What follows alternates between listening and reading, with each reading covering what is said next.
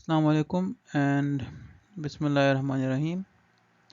So today is lecture number 1 of week 11 of the course EE332, and today's topic is a 555 timer IC. So in the last lectures we studied analog to digital and digital to analog conversion, and in this lecture we will study 555 timer IC inshallah. So if you look at the textbook, this chapter consists of miscellaneous special purpose integrated circuits which are used for specific applications. So 555 timer IC is used to generate a clock signal of a given frequency.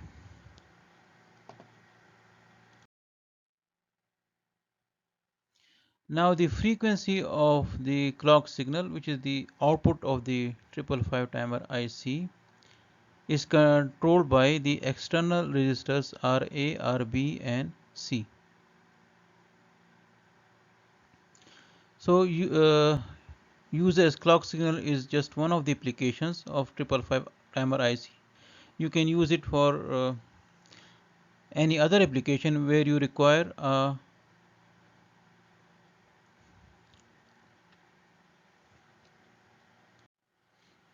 periodic signal of a given frequency which is controlled by the user.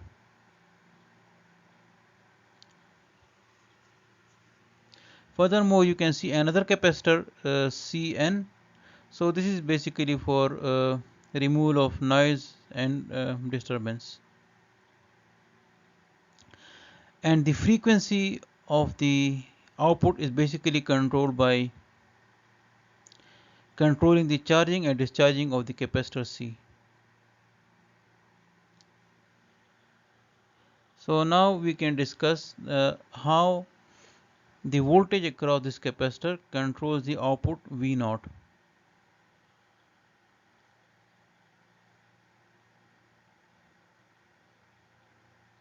And another point that you must note, that in this mode where it is used to generate a clock signal,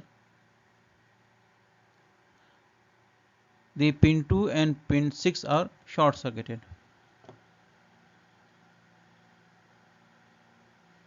So this mode is called the bistable mode of the timer IC.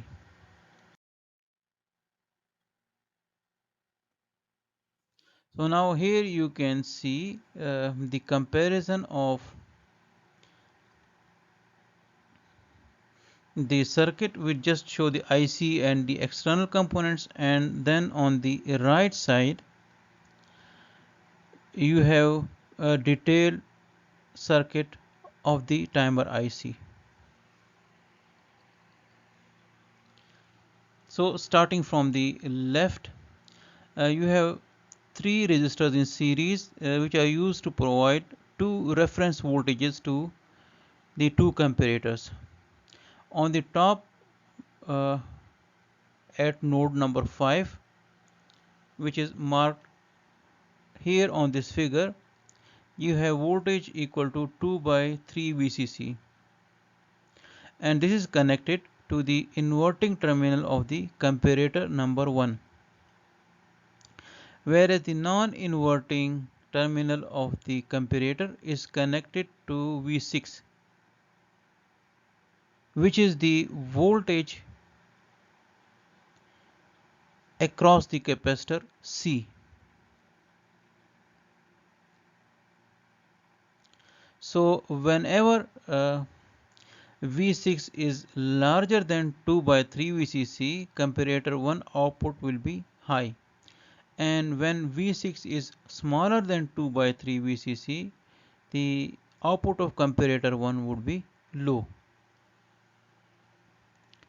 Now to the comparator number 2, so the non-inverting terminal of comparator number 2 is connected to voltage equal to 1 by 3 VCC, whereas the inverting terminal of comparator 2 is connected to the voltage across the capacitor C. So here now the situation is opposite to that of comparator number 1.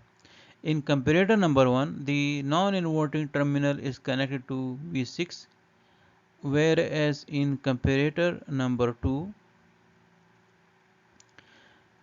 the inverting terminal is connected to V6. So now when V6 is larger than 1 by 3 VCC, the output of the comparator 2 would be low, and when V6 is smaller than 1 by 3 VCC, the output of comparator 2 will be high. Now these comparator control a flip-flop. The output of comparator 1 is connected to the set pin of the flip-flop, whereas the output of comparator 2 is connected to the reset pin of the flip-flop. Now, as you remember from your digital logic design course, when the set pin is high and reset pin is low, the output is 1. When the set pin is low and reset pin is high, the output is low. When both set and reset pins are low, the output maintain its previous value. That is, if previously it was 1, it will remain 1, and if previously it was 0, it will remain 0.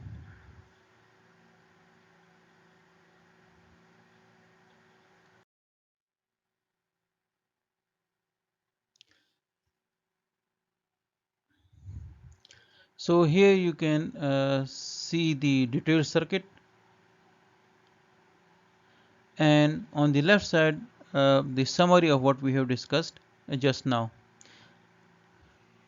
So if we summarize it, what we get is when V6 is greater than 2 VCC by 3, V1 is high. When V6 is smaller than 2 VCC by 3, V1 is low. Now coming to V2, if V6 is smaller than VCC by 3, V2 is high. If V6 is greater than VCC by 3, V2 is low.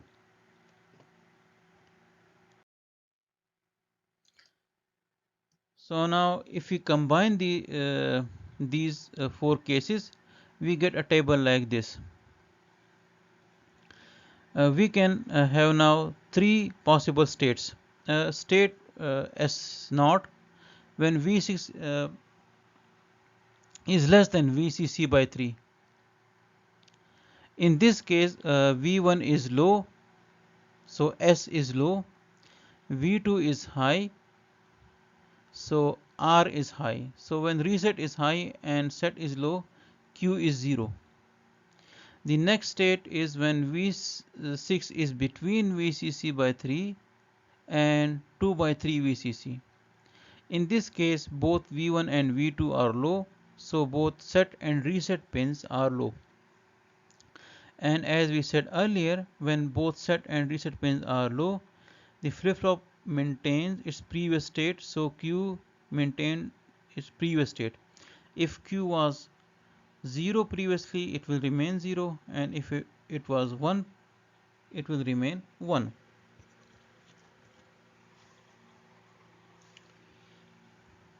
Another thing that you can see, the Q is connected to V0 through an inverter or a NOT gate. The purpose is that the power is supplied by the NOT gate and the external circuitry does not load the flip-flop, because the flip-flop may not have the enough current capacity.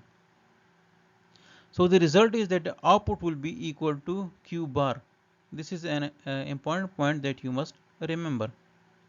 So when Q is low, output will be high. When Q is high, output will be low.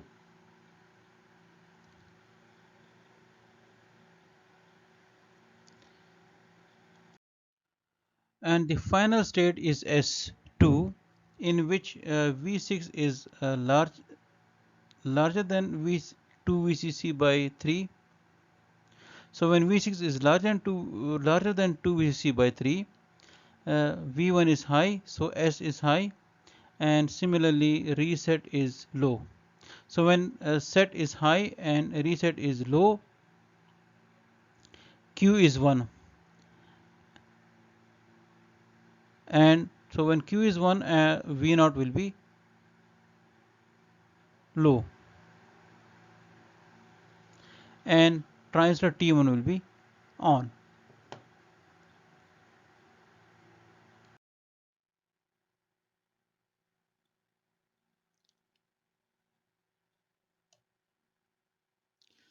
So now state S0. V6 is smaller than VCC by 3. So S is 0, R is 1. Uh, Here we are referring to the logic values of S and R. So Q will be low. When Q is low, the transistor T1 will be open circuit because Q is connected to the base of T1, as you can see from the previous slide. So when T1 is open circuit, the node 7 is now disconnected from the rest of the circuit. So now what we have is that we have a series path from VCC to ground through RA, RB and capacitor C. So in this situation, the capacitor will be charging through RA and RB. And here we are assuming that initially the capacitor was holding zero charge, that is V6 was initially 0. So this is our starting point. So now the capacitor will be charging through RA and RB, so the charging time constant would be RA plus RB into C.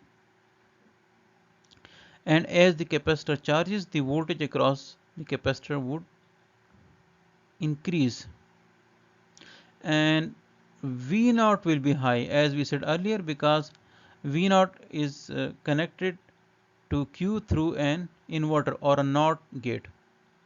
So when Q is low, V0 will be high. Please note this point, that when Q is low, V0 will be high. And on the rightmost side, you can see the green arrow which shows the path of the current flow.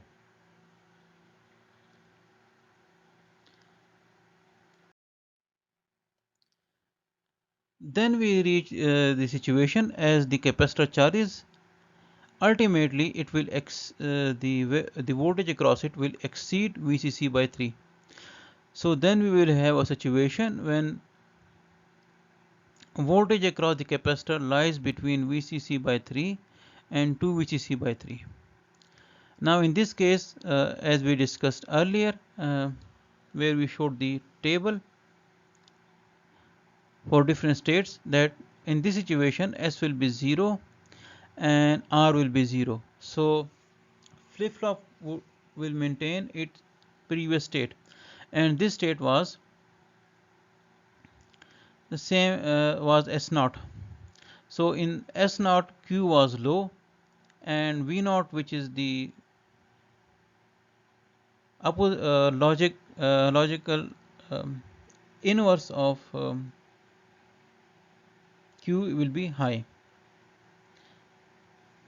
So Q will be low and V0 will be high. And the same situation, C is charging through RA and RB, and charging time constant is same, RA plus RB into C.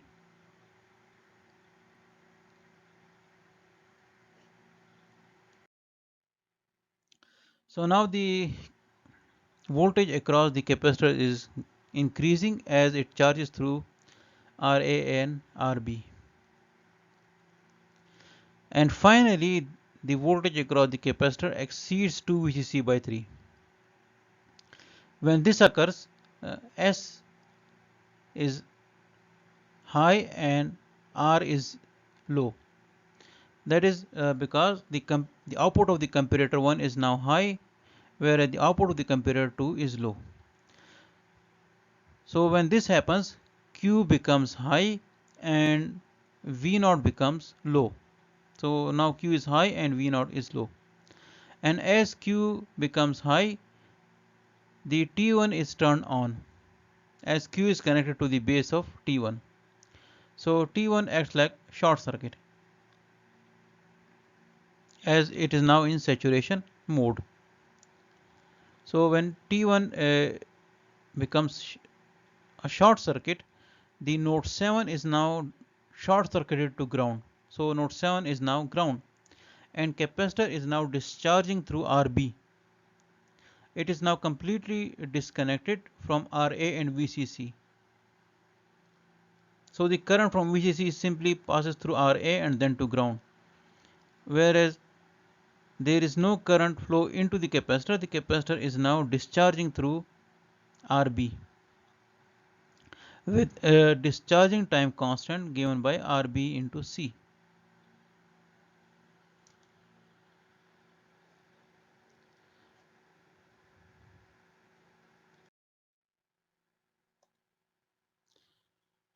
Now here we can see the rightmost portion of the circuit rearranged. So now you can see that VCC is connected to ground through RA, whereas capacitor is connected to ground through RB. So now VCC is completely isolated from the capacitor. So there is no voltage source attached to the capacitor now, and it is simply discharging through RB.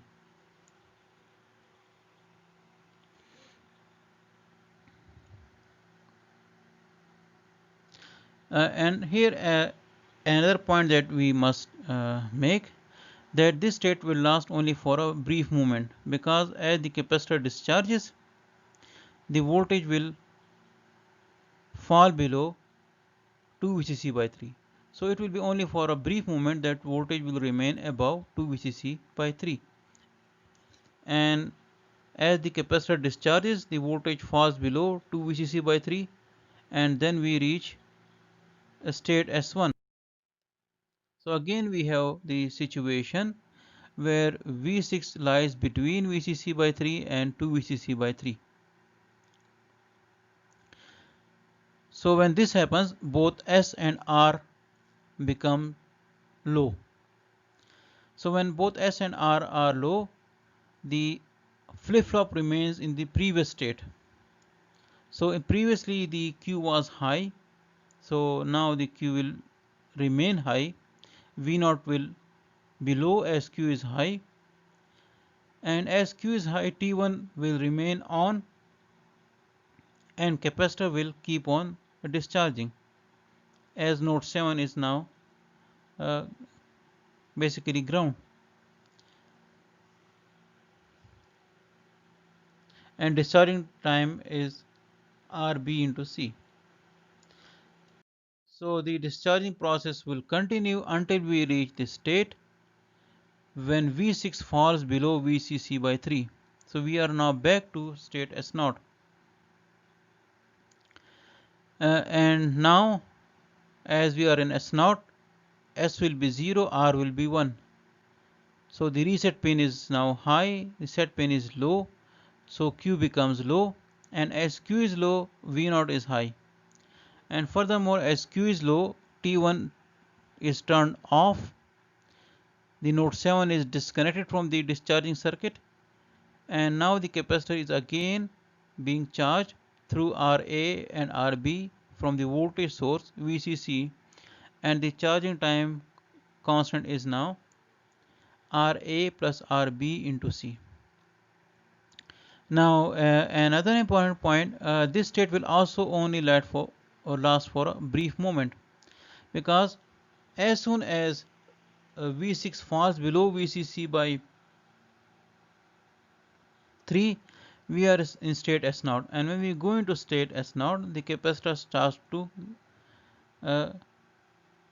charge, and as the capacitor charges, its voltage will increase, and its voltage will increase above VCC by 3. And when its voltage increases above VCC by 3, we then go to S1. But this S1 is following state S0, and we know that in S1 the circuit maintains its previous state. So the S1 that follows S0 will have Q low and V0 high, and T1 will be off and capacitor will be charged. Whereas when we have state S1 which follows state S2, there Q will be high, output will be low, the capacitor will be discharging. So both state S0 and S2 last only for a brief moment. Most of the time the circuit is in S1, but the situation is different for S1 that follows S0. When S1 follows S0, the circuit is the output of the circuit is just like it is in state S0, and when S1 follows S2, then the output of the circuit is the same as it is in state S2, because in S1 the the flip-flop maintains its previous value, so the circuit to the right of the flip-flop also maintains its previous state.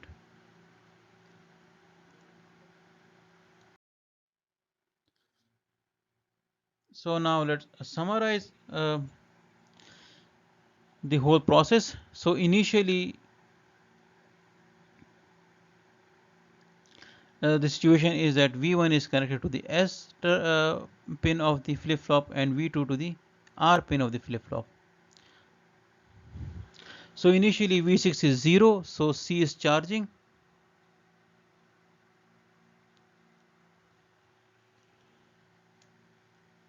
and the flip-flop is in state S0.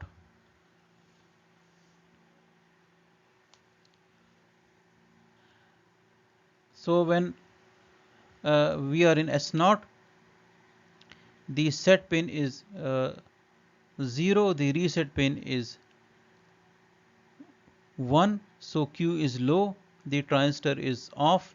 When transistor is off, the discharging path is open, so there is no path for capacitor to discharge, and the capacitor is getting charged from VCC through RA and RB. The next state is S1. So S1 means that the circuit maintains its previous state, that is the circuit to the right of the flip-flop. So C will keep on charging.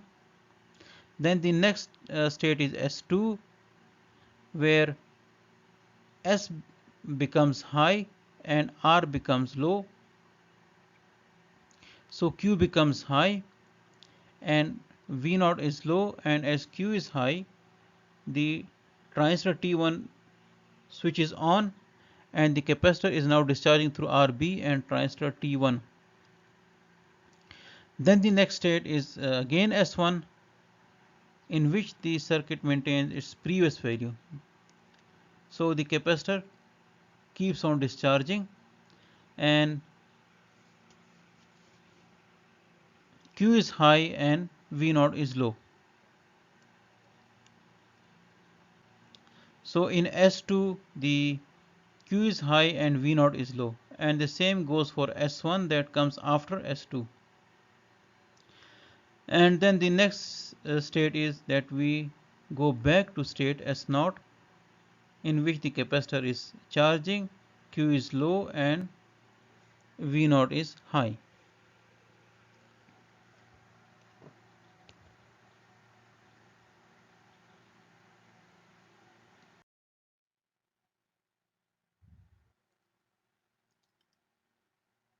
And we can now see in this diagram as well. So S0 the capacitor is charging and V0 is high. Then we go to S1, so it maintains its previous state, the capacitor is still charging. Then we go to S2, the capacitor is now discharging and V0 is now low. And then to S1, in which it maintains its previous state, so the capacitor is still discharging and V0 is low. And then back to S0.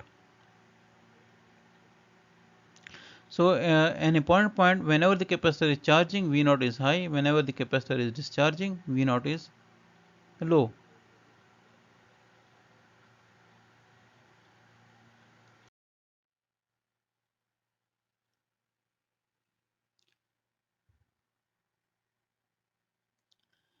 So now here you can see the combined graph of V6 and V0.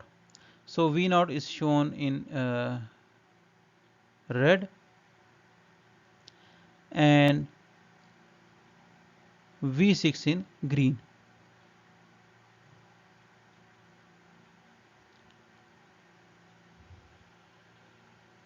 So here you can see that whenever the capacitor is charging, V0 is high, and whenever it is discharging, V0 is low. The reason is that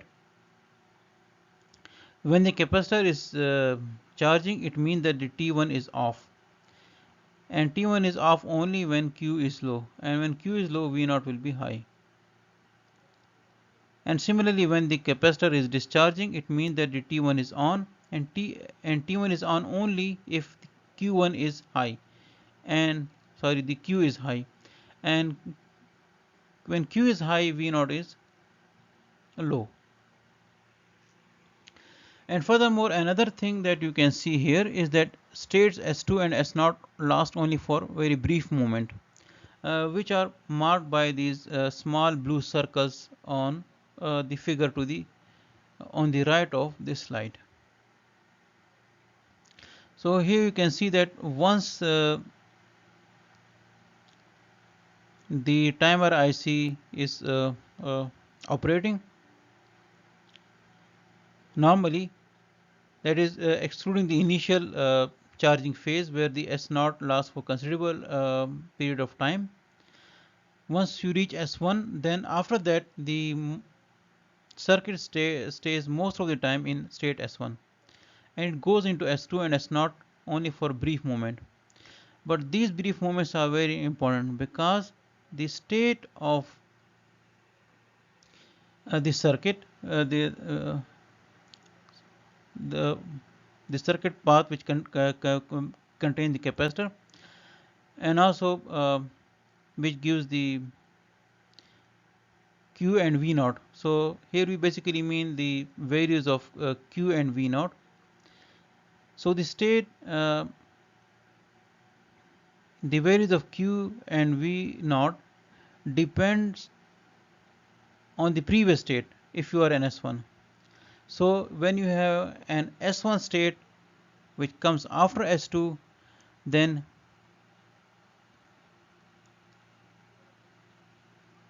Q is high and V0 is low, just like state S2. And when you have an S1 which comes after S0, then Q is low and V0 is high, just like it is in state S0. So you can see this phenomena on this figure also.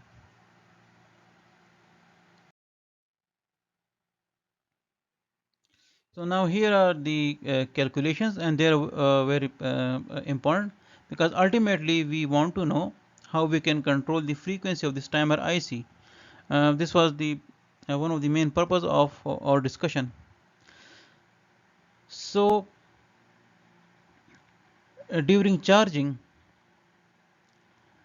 the capacitor basically goes from VCC by 3 to 2 VCC by 3. Here we are not considering the initial starting where it goes from 0 to 2 VCC by 3, because this is just uh, in the starting phase. Once the timer IC runs, then the voltage will vary only between VCC by 3 and 2 VCC by 3. So in charging phase, the capacitor is being charged through RA and RB from VCC, and the voltage goes from VCC by 3 to 2 VCC by 3. So under this condition, the total time taken will be 0.69 times the charging time constant. So what is the reason for it? The reason for it is that the initial voltage is VCC by 3, and it is being charged by voltage source VCC. So when the capacitor starts charging, the difference between its voltage and that of the power supply is 2 VCC by 3, and ultimately it has to charge to 2 VCC by 3. So its voltage increases by VCC by 3 only. This means that the increase in the voltage during charging phase is half of the difference between its initial voltage and the power supply voltage. So that's why the charging time will be natural log of half into charging time constant. For example, if were going to charge the capacitor only uh, by 1/4 of the voltage difference between the initial capacitor voltage and power supply, that is, if we were intending to increase the capacitor voltage from its initial value only by 1/4 of the difference between the power supply voltage and its initial voltage, then the time taken would have been natural log of 1/4 into charging time constant. But here we are only covering half of the difference.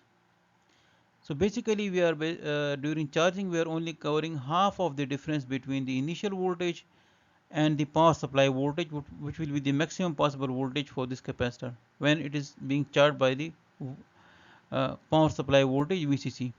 So that's why the time taken in going from VCC by 3 to 2 VCC by 3 would be a natural log of half into charging time constant, and natural log of half is approximately 0.69,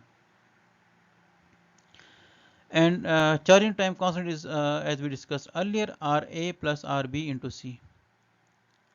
So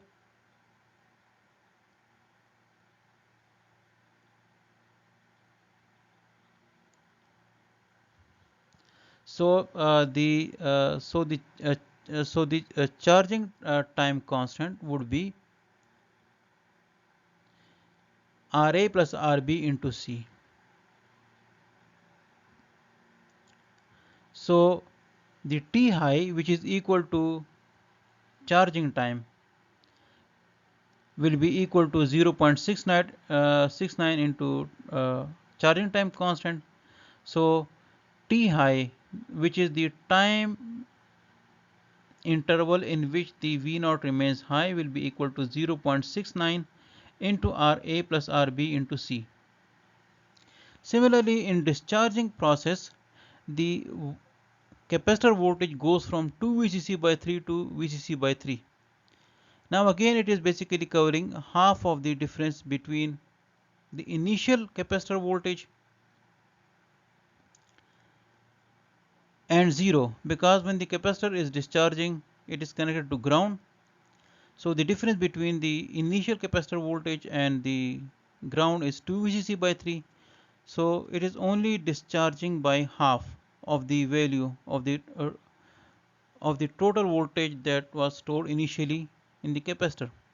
So again the discharging time T discharge will be natural log of half into tau discharge, and natural log of half, as we said earlier, is 0.69, and T discharge is basically T low. So the V0 remains low during the time in which the capacitor is discharging. So that's why T low is equal to T discharge, and similarly T high is equal to T charging. And the reason we discussed earlier, because when capacitor is discharging, it means Q is low and V naught is therefore high. And when capacitor is charging, it means Q is low. Sorry, when the capacitor is charging, Q is low and V naught is high. And when capacitor is discharging, it means Q is high and V naught is low.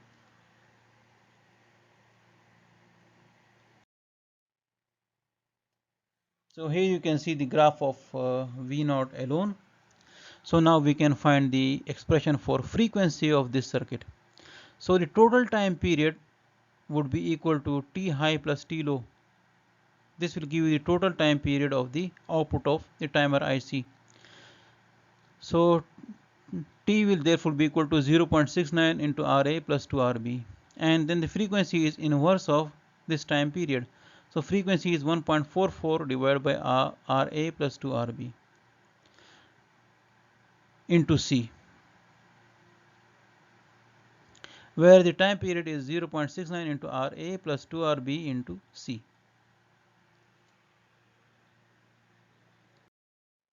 So this is how you can control the frequency of the timer IC by choosing the appropriate value for RA, RB and C.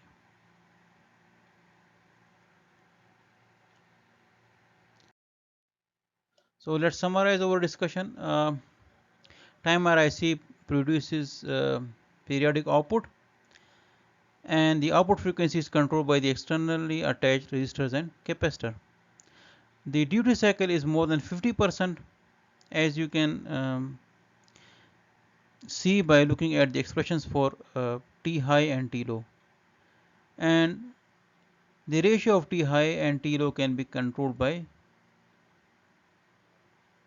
the ratio of RA and RB. So by choosing the ratio of RB to R, by choosing the ratio of RA to RB, you can control the duty cycle of the timer IC as well. In the next lecture, we will study the phase lock loop, inshallah. These circuits are also very important. They basically lock the phase of the output signal to the incoming input signal. So we will discuss its operation and applications. So this is all for the today's lecture. So next lecture will be on PLS, inshallah, and after that we will have the interactive session, which will discuss the voltage control oscillator plus any point from the lecture 1 and lecture 2 of week 11.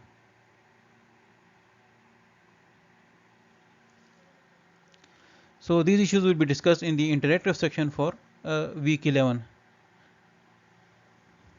whereas for in the interactive section for week 10, analog to digital converter and digital to analog converter are to be discussed. So this is all for today. I wish you good luck and Huda Hafiz.